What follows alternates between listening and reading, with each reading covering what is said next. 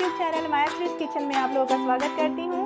मैं आप लोगों का शुक्रगुजार हूँ कि आप लोगों ने मुझे पहले वाला जो भी वीडियो है जिसमें कि मैंने श्रीखंड बनाए थे उसमें आप लोगों का काफ़ी सपोर्ट मिला।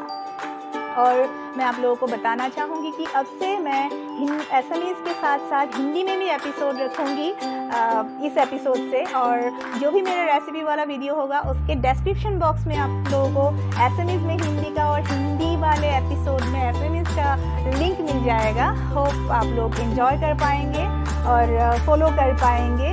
और आज जो भी रेसिपी मैं बनाने जा रही हूँ वो है पाव भाजी, जो कि मुंबई यानी कि महाराष्ट्र का खासियत है। और मैं कैसे अपने स्टाइल में बनाती हूँ आप लोगों के साथ में शेयर करना चाहूँगी। तो आइए बनाते हैं पाव भाजी।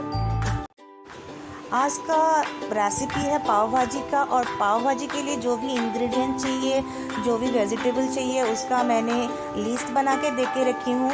अपने सुविधा अनुसार आप वीडियो को पॉज करके देख सकते हैं कौन सा चीज़ कितना चाहिए। और जो भी वेजिटेबल्स हैं उनको आप उन सब का मैंने फाइनली चॉप करके रखे हैं सब वेजिटेबल्स, जिससे कि वो देखने में भी सुंदर लगे और बना के भी मज़ा आ जाए। ये देखिए बारीक कटे हुए वेजिटेबल्स, बटाटा यानी कि आलू, फ्रोज़न पीस, रेड बीट, फिर फ्रेश धनिया, फिर कैप्सिकम, क्यूकम्बर यानी कि खीरा, फिर कांदा यानी कि प्याज, टमाटर, फिर गार्लिक यानी कि लहसुन, चिली और गुड़ लिए हैं मैंने। फिर ये पाव ब्रेड को फिर हम थोड़ा सा काट के रखें, बाद में आसान पड़ेगा। फिर मैंने बटर लिया है, तो कोई सा भी कंपनी का आप पाव भाजी मसाला ले लो। फिर थोड़ा सा गाजर और एक हाफ पीस नींबू का लेंगे। फिर मैंने कैप्सिकम, प्याज, टमाटर, गाजर, धनिया इन सब को छोड़ के बाकी सब्जी जो वेजिटेबल्स हैं उनको थोड़ा थोड़ा पानी डाल के, बहुत सारा पानी हम नहीं डालेंगे, थोड़ा सा पानी डाल के हम कुकर में चढ़ाएंगे। एक दो व्हिसल के बाद हम कुकर को नीचे उतारेंगे और उसमें गाजर डाल के फिर से उसको पकाएंगे थोड़ा सा। फिर नीचे उतार के रखेंगे ठंडा होने के लिए। फिर हम कढ़ाई, पैन जो भी है, मैंने लोहे का कढ़ाई लिया है, उसको चढ़ाया है गैस में और उसमें थोड़ा सा बटर गरम करेंगे और उसमें क्यूमिन सीड्स यानी कि ज़ीरा डालेंगे। फिर चिली ऐड करेंगे और चुटकी भर हींग भी ज़रूर डालेंगे क्योंकि ये पेट के लिए सही रहता है। फिर हम इसमें लहसुन ऐड करेंगे। लहसुन और चिली हमने बारीकी से नहीं काटा है, बारीक नहीं काटे हैं क्योंकि बाद में ये आराम से गल जाएगा, मिक्स हो जाएगा। फिर हमने प्याज मिक्स किया है। इंग्रेडिएंट्स को हम एक के बाद एक ऐड करेंगे क्योंकि इससे स्वाद में काफ़ी फ़र्क आता है।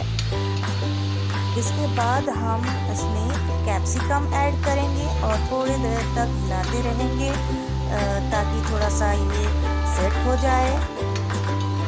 ये जो पाव भाजी है काफ़ी टेस्टी बनता है। इसमें अभी हमने नमक ऐड किए हैं। मैंने 1 टीस्पून नमक और 1/4 टीस्पून मैंने हल्दी डाले हैं। अभी इसमें हम जो भी पाव भाजी मसाला है वो हमने ऐड किए हैं। आप मसाला अपने पसंद के अनुसार आप डाल सकते हैं, अपने स्वाद के अनुसार डाल सकते हैं, कम या ज़्यादा। मैंने फ्रोज़न पीस लिए हैं इसमें डालने के लिए। आप लोग फ्रेश पीस भी डाल सकते हैं, अपने सीज़न के हिसाब से एक्चुअली हम डालते हैं। मेरे पास अभी नहीं था तो मैंने फ्रोज़न पीस का इस्तेमाल किया है और ये काफ़ी टेस्टी लगता है। फिर हमने जो टमाटो काट के फाइनली चॉप्ड टमाटोज़ जो है टमाटो हमने ऐड किए हैं। इससे भी स्वाद में काफ़ी फ़र्क पड़ता है। और फिर हमने जो भी सब्जियां बॉईल करके रखे थे पहले, वो अभी ठंडा हो गया है। उसको हम धीरे से थोड़ा थोड़ा करके पहले वाले बटर में हमने जो सब्ज़ी बना के रखे थे उसमें हमने ऐड किए हैं और धीरे धीरे सारा हम ऐड करेंगे। और जो भी पानी था उसको नहीं फेंकना है, उसका ही हम इस्तेमाल करेंगे। फिर जो हाफ पीस नींबू था वो निचोड़ के देंगे। आप लोग नींबू का रस पहले भी निचोड़ के एक्स्ट्रा करके रख सकते हैं ताकि बाद में मिलाएं। और हमने गुड़ दिए हैं, गुड़ मिक्स किए हैं। गुड़ को मिक्स करने के बाद हम एक पोटैटो स्मैशर से इसको स्मैश करेंगे ताकि अच्छी तरह से मिक्स हो जाए, देखने में भी सुंदर लगे। ये ऑलमोस्ट बन चुका है। इसमें जो भी रेड बीट हमने डाले थे वो कलर बहुत नेचुरली रेड कलर देता है, इसलिए बीट काफ़ी इम्पोर्टेंट होता है। ये जो पाव भाजी है, ये कहा जाता है कि मुंबई में पहले कामगर लोग बहुत खाते थे पाव भाजी को।